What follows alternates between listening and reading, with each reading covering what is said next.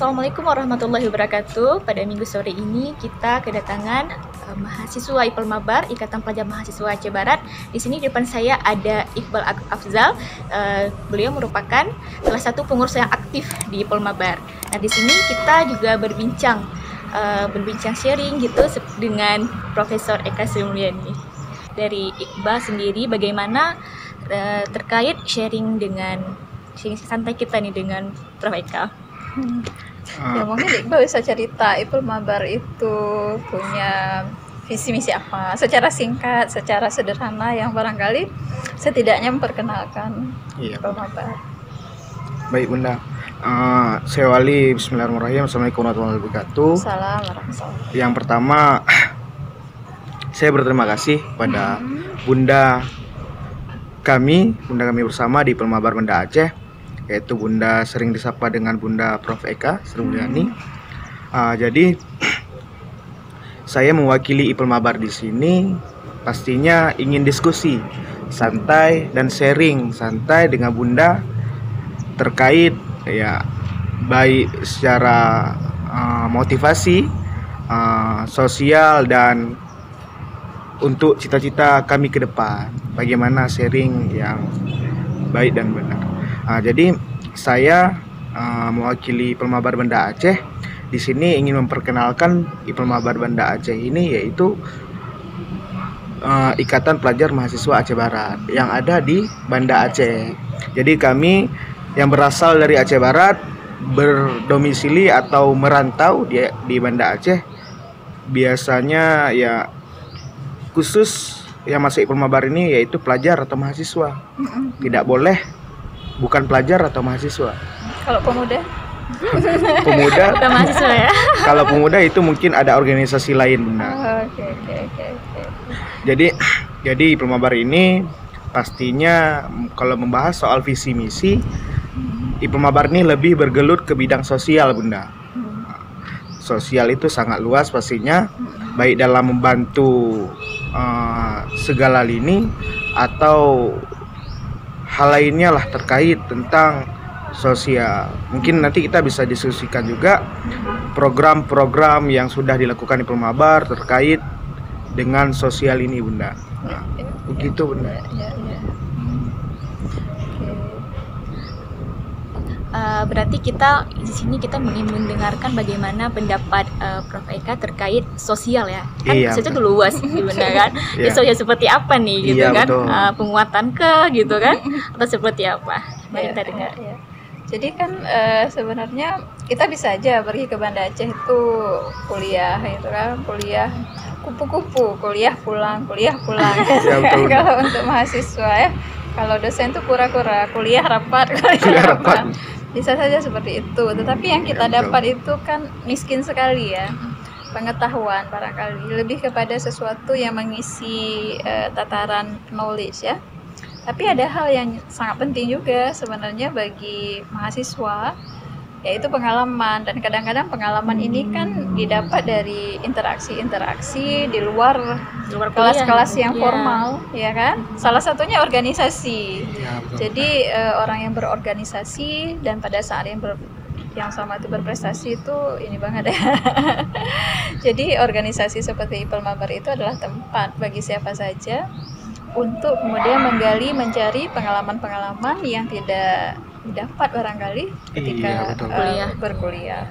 Dan itu sangat mempengaruhi juga ya cara pikir, pola pandang, semangat, motivasi, jejaring, ya kan? Karena pada akhirnya sukses itu tidak hanya diukur dari selembar ijazah, ya kan? dengan sarjana kamu tuh menuju pekerjaan kan, nggak seperti itu, nggak langsung dapat pekerjaan. Tapi dengan pengalaman, dengan jejaring itu akan memperkaya dan memberikan kekuatan kepada kita bersama. Iya, betul. Jadi pengalaman itu enggak didapatkan di bangku kuliah, ya, tapi juga didapatkan di organisasi ya. Iya, betul. Gitu ya. Jadi kalau Soekarno bilang itu apa? Berikan kepadaku 10 orang pemuda katanya ya. Iya, betul. Dan apa yang akan dilakukan? Bisa mengguncangkan dunia katanya ya. Tapi kalau ya mahasiswa itu kan di samping usia muda juga punya kekayaan intelektualitas lah kita bilang ya, lebih punya kesempatan untuk mengenyam pendidikan yang lebih tinggi, yang harusnya kombinasi yang sangat ideal untuk membuat perubahan. Dan salah satu strategi penguatan apa istilahnya itu ya, pengalaman penguatan jejaring melalui organisasi. Jadi tidak rugi. Tapi masalahnya kalau misalnya gara-gara organisasi jadi mahasiswa abadi ya, itu dia.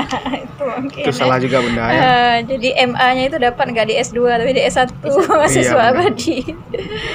Gitu kira-kira. Gitu Anita.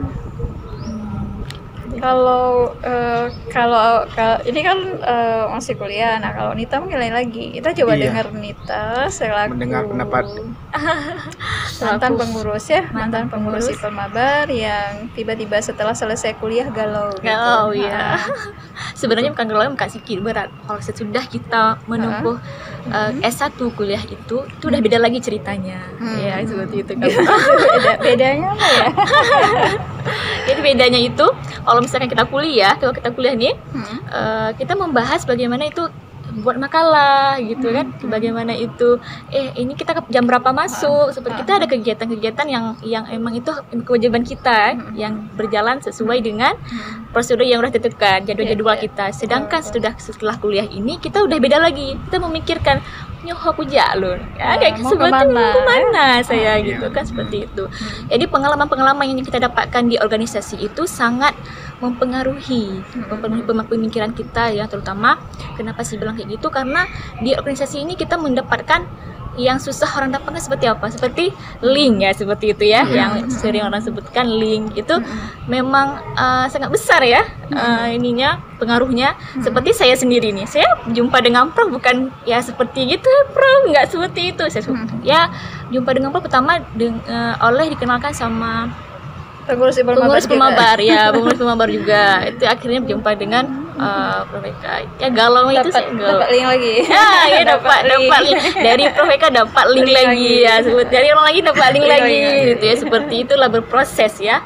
Ini dari organisasi ini memang besar sekali memang ya. Terus persoalannya kan setelah Kak Nita lulus kuliah terus ngapain kan, what next? Iya. Gitu. Jadi kan setelah lulus kuliah ini kita ada berbagai pilihan yang di depan kita harus memilih nih apa gitu kan. Yang pertama kita memilih apakah pulang kampung, seperti saya nih, saya kan perempuan. Kalau misalkan udah pulang kampung kan ditanya gitu kan, udah selesai kuliah nih apa lagi gitu kan. Seperti itu kan kita pilih tuh ya dari segi antar pengantin ya. Iya, yang kedua kita bekerja ya Bro. Ada ingin bekerja ataupun buka usaha gitu ya, dapat pengalaman baru dari usaha gitu. Yang ketiga kita juga melanjutkan pendidikan, ini melanjutkan S2 seperti apa gitu kan. Ya saya pribadi nih kan, saya malas pulang kampung.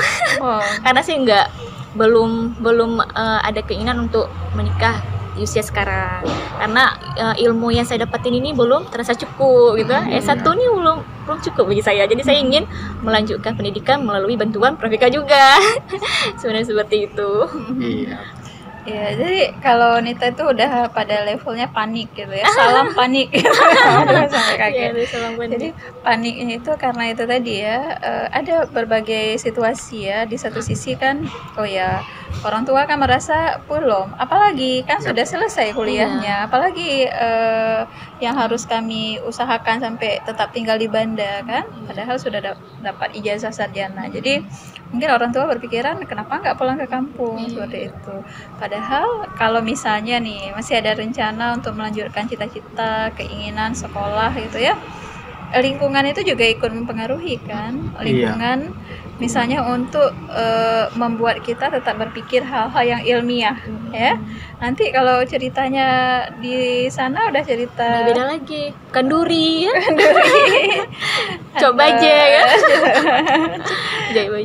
Jodoh dan Jodoh, sebagainya gitu Iya, kan. betul. Nah, jadi sudah beda gitu kira-kira. Iya, jadi Iqbal bagaimana nih sesudah Iqbal mendengar Iya, ya seperti ini ya pengangguran yang sedang mencari pengacara. Iya. Bagaimana nih Iqbal, menurut Iqbal ke depannya seperti apa, ingin mempersiapkan kesiapan yang lebih matang ya, biar siap untuk menghadapi situasi yang cocok nih untuk ke depannya. Seperti apa Iqbal nih? Iya, betul. Mahasiswa. Jadi keluh kesah anak organisasi mungkin Bunda ya terkait kerja ke depan.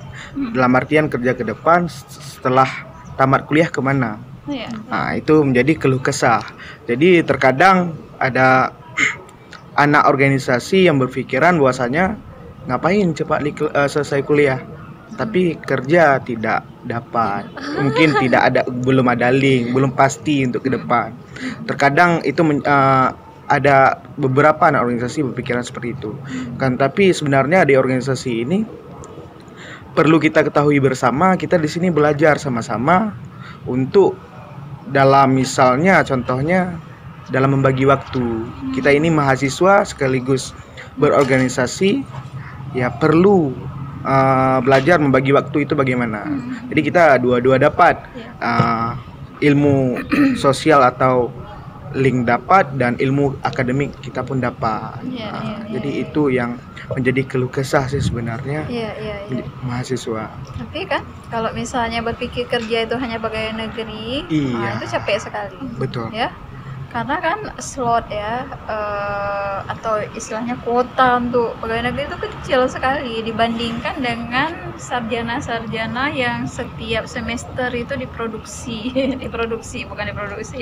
dihasilkan Iya, betul. oleh kampus-kampus, baik yang kampus negeri maupun swasta. Jadi Iya, sebenarnya betul. salah satu yang harus diupayakan bagaimana organisasi itu membekali kemandirian. Iya, betul. Jadi kita tidak harus menjadi apa istilahnya itu ya pegawai negeri, tetapi juga bisa melakukan pekerjaan-pekerjaan yang lain. Salah duanya banyak ya. Salah Iya. satunya misalnya kerja-kerja volunteer ya, kerja-kerja yang mungkin awalnya tidak mendatangkan uang, mendatangkan income, tetapi memberikan pengalaman.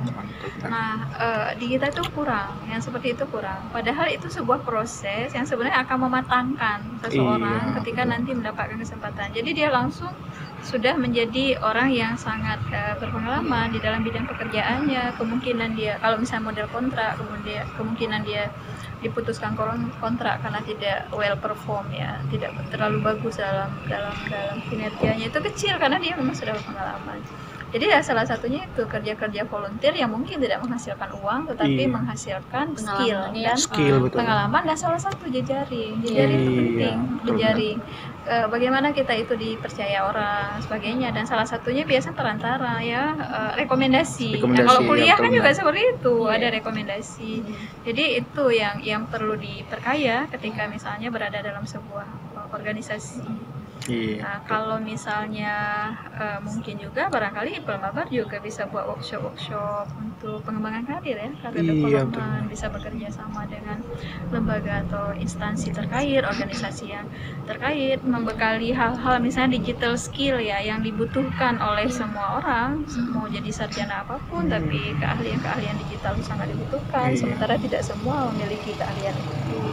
Mungkin ya Pelmabar sebagai organisasi bisa fasilitasi. Iya, betul.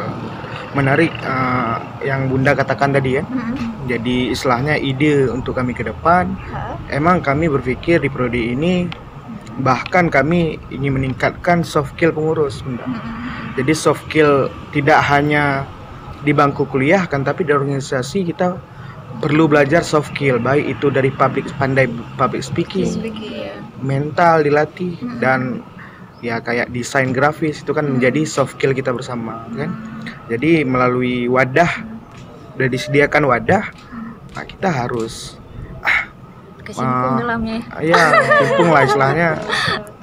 Jadi prinsip organisasi di Pelmabar ini sering kami katakan ialah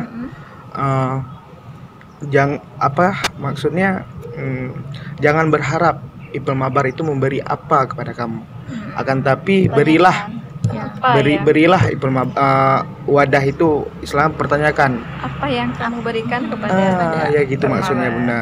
Jadi itu prinsip yang harus kita tanamkan, baik anak organisasi maupun bisa dikatakan anak akademisi lah. Kan ini sering sosial judge, dalam artian sering sosial berpandangan, maksudnya ada anak akademisi, ada anak organisasi ya. Seperti itu.